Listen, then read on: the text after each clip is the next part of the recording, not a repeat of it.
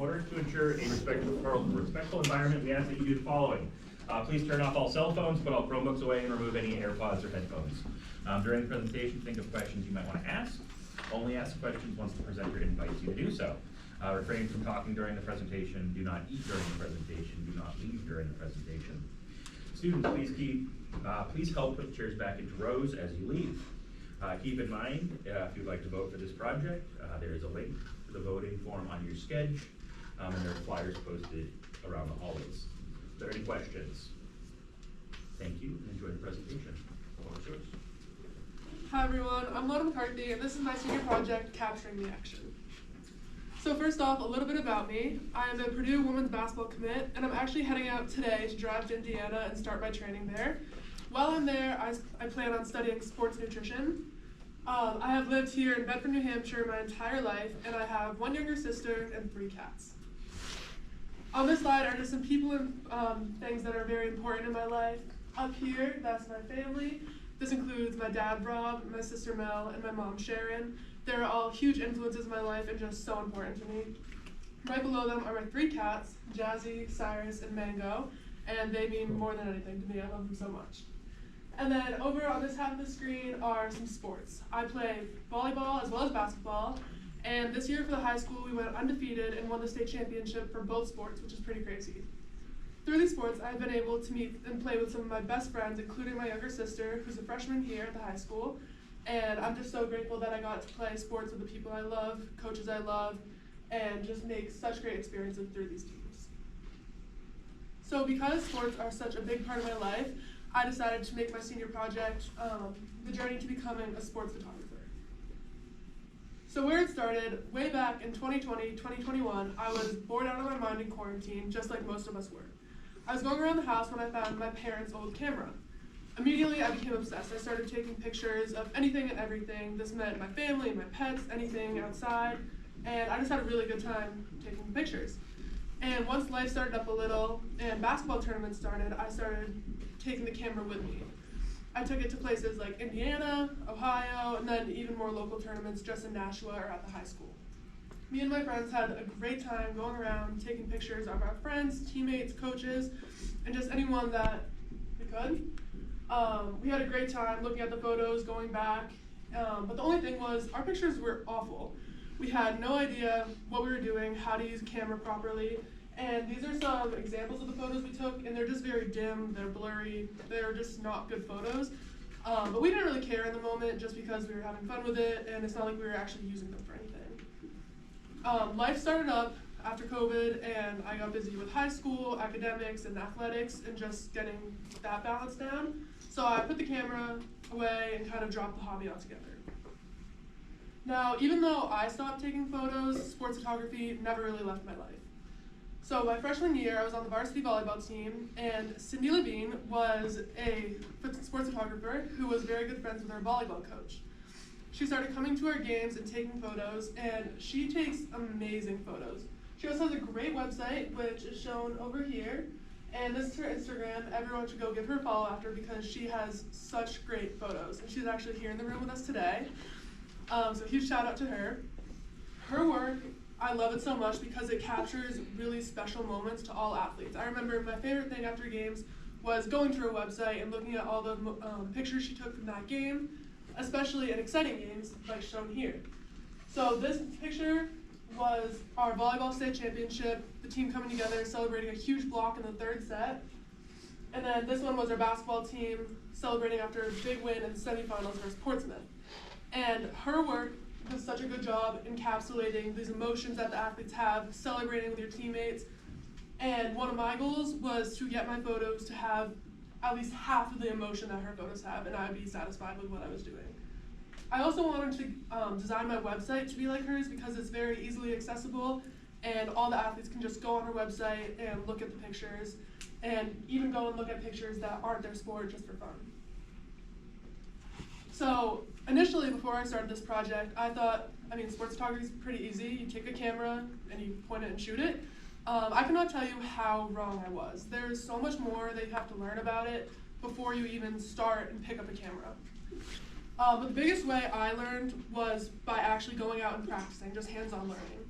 So for me, this meant going out to games, especially the ones I went to early on in the project, and just playing with the camera, seeing what was working, what wasn't.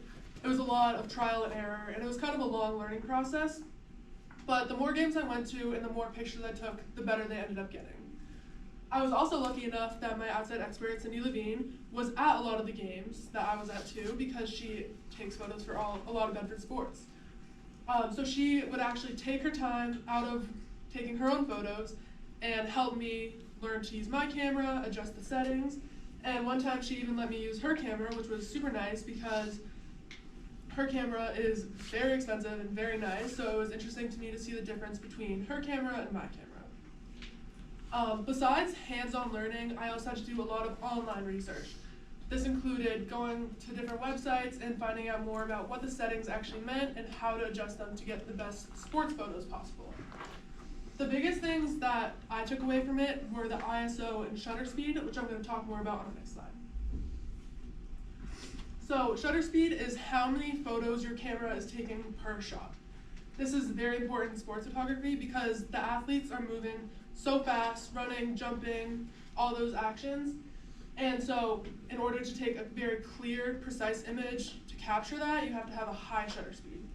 In this photo here, you can see there's not a high shutter speed. It's a blurry photo. The movement of him shooting is pretty blurry. But then once that was adjusted, it's a more clear image. You can see the ball isn't moving, him dribbling isn't moving.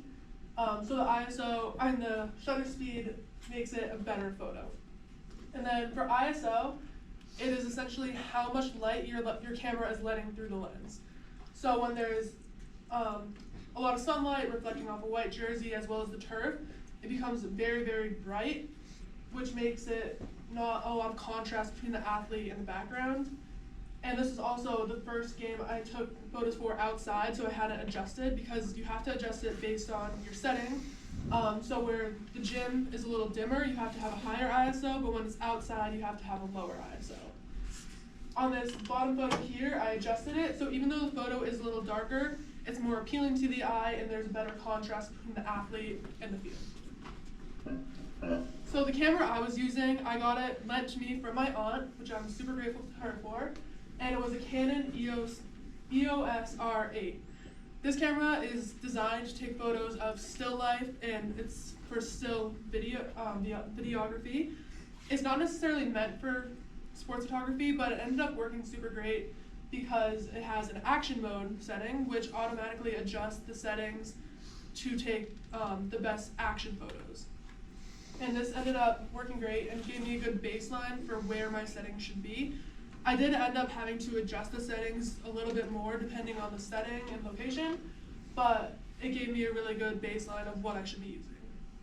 Another great thing about this camera was that it produces JPEG images once I uploaded them to my computer, which made the photos very easy to move around and upload to a website or to a Google Drive. So the sports I covered throughout this process, I covered 8 different events/games, and from these events, I took over 2,000 usable photos that I ended up uploading to the website and then to the Google Drive. I covered 4 winter sports, and that meant all 4 of the team sports at Bedford, not including track or either of the ski teams, unfortunately. And then I covered 4 spring sports, which wasn't all of them, but it was more than I originally planned for, so that ended up working out really great. So in these next few slides, I'm going to be talking about the sports I covered and then sharing some of my favorite photos from each team. So the team that I was able to take the most photos of was the JV girls basketball team. This ended up working out really great because I was at all of their games anyway. The girls varsity team plays right after the JV team, so all I had to do was take my camera because I would be there anyway. I covered 4 of their games, and I think I got a lot of great photos from their team. It was also really fun for me to experiment because this was the first game I ever took photos for, and I knew some of the girls on the team, so it was great to be able to get photos of people that I have played with and have gotten to know. I also took photos for the boys varsity basketball team. It was a little harder to get to some of their games because typically the boys and girls team play on opposite schedules. So where the girls team will have a home game, the boys will have an away game. So that made the timing of it kind of hard. But twice throughout the season, we would have doubleheader games where we played first and then the boys played after. So I would take my camera to those games and just stay for the whole game and shoot for them. Their games are very exciting. They have a big crowd there always, so it made it super energetic and made for great photos. The next game I took photos for was the hockey team. This was their Pink for Zinc night, so it was a super memorable night and a great way to honor Charlie, who would have been graduating with us this year. It was a great game. I'd never been to a hockey game before, so it was a cool experience as well as made for great photos. And then my favorite game that I went to for my entire year was the Unified basketball team.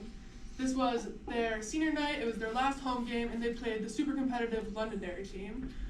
They ended up winning this game, and again, I'd never been to a Unified game before, but I would highly recommend that everyone goes at least once because it is just so much fun. The athletes are having a great time playing a sport they love, and for this game, they had a huge student section, so the energy was through the roof. Everyone was so supportive and having so much fun. I got to take pictures of the athletes, the student section, the bench, and they were all just incredible photos that captured a lot of emotion, which was what I was aiming for from the beginning of this project. But my first outdoor game that I went to was the baseball team. I found that baseball was the easiest sport to take pictures of, and this was because it's more of a slow sport and there's really only one action happening at a time.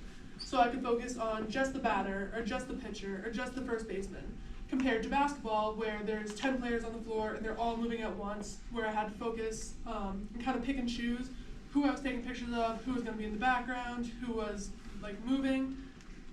Where baseball, I could kind of focus on one person at a time, which just made for better photos because I was able to focus more clearly. Then I went to the boys lacrosse game. This was a super great game to go to because it was a blowout win, so all the athletes ended up going to the game, and I got to take pictures of everyone who played. They ended up winning by 12 or 15, somewhere around there, and I've never been to a boys lacrosse game either, so it was a good experience to watch for first game. And then I went to the girls lacrosse game also, and with lacrosse I have never played, so I got a little lost among where the ball was, where I should be taking pictures of, who I should be taking pictures of. But luckily with the girls lacrosse team, I had a lot of friends on the team, so if I did ever get lost where the ball was or where I should be taking pictures, I would kind of just focus on my friends, and I ended up getting a lot of good pictures of them. And then the last event I covered was the Powder Puff game here at Bedford. This was another student senior project actually, and it was a really great turnout. There were so many teams playing. I think they had 12 teams total, and Powder Puff is essentially girls football for anyone who doesn't know, and it's the first time Bedford has ever done anything like it, so it was really great to see. And then, since I took over 2,000 photos, what did I end up doing with them? Like I said earlier, I wanted to create a website like Cindy Levine had. So I found a website called Zenfolio, which was a photography website that's designed to hold a lot of photos.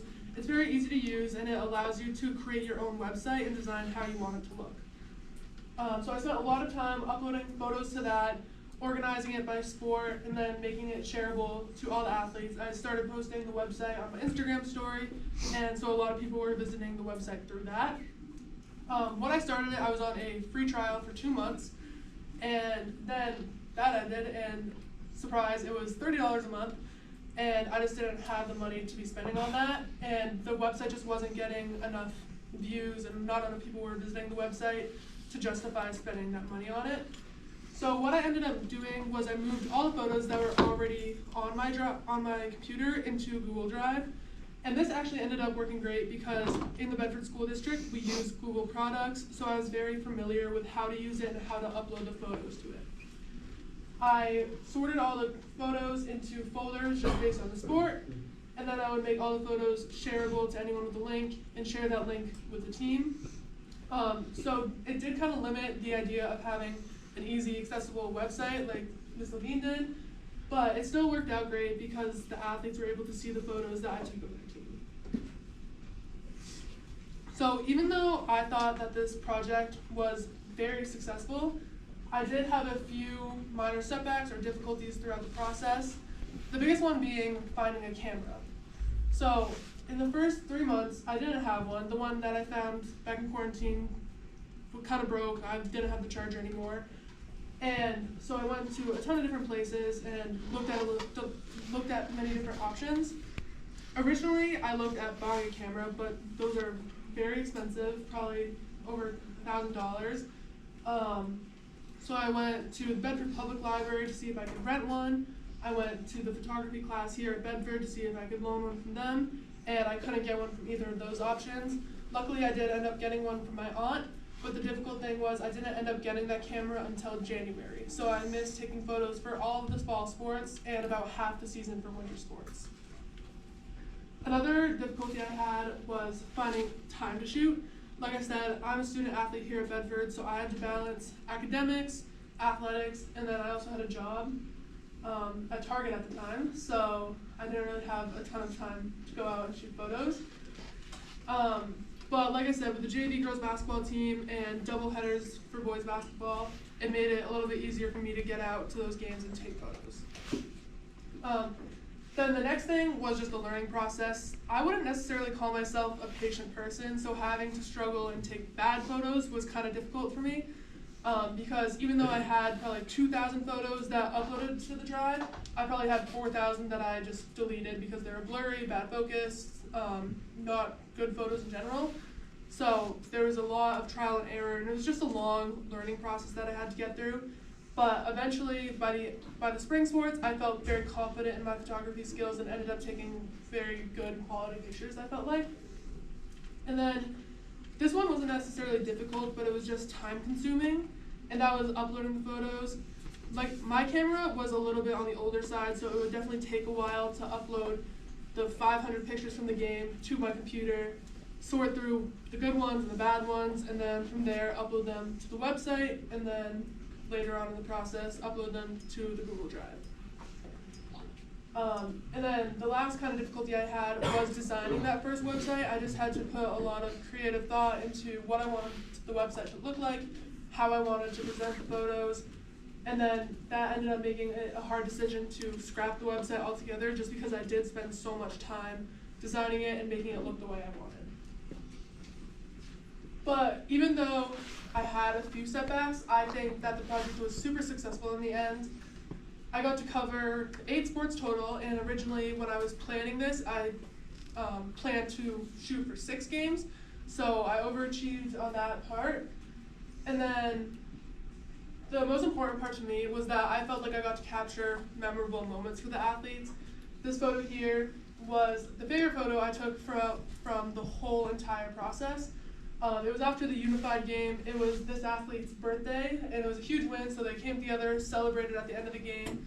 And I think that's one photo that just shows so much excitement and emotion and the bond that teammates have. And even though this is just the best example I had, I feel like a lot of my photos did encapsulate this emotion. And then I also learned a lot about photography, and then that taught me more skills that play into life too. I learned more about the settings, how to actually use a camera, but then beside that, it also taught me patience, how to work with people, and how to have some more patience, like I said. And those are just big things that not only are important in photography, but also helpful just down the road. And a good thing about learning these skills is that I do hope to continue my hobby of photography, whether that be in college or later in life. If I just happen to buy a camera and use it as a hobby, I would love to pursue that and continue using these skills. These are my works cited from the research I did. And I just want to give a final thank you to my parents, my friends, all the athletes I shot for making this project possible. And then lastly, a huge shout out to Cindy Levine for all the work she did and all the time she took to help me out in this project. So thank you.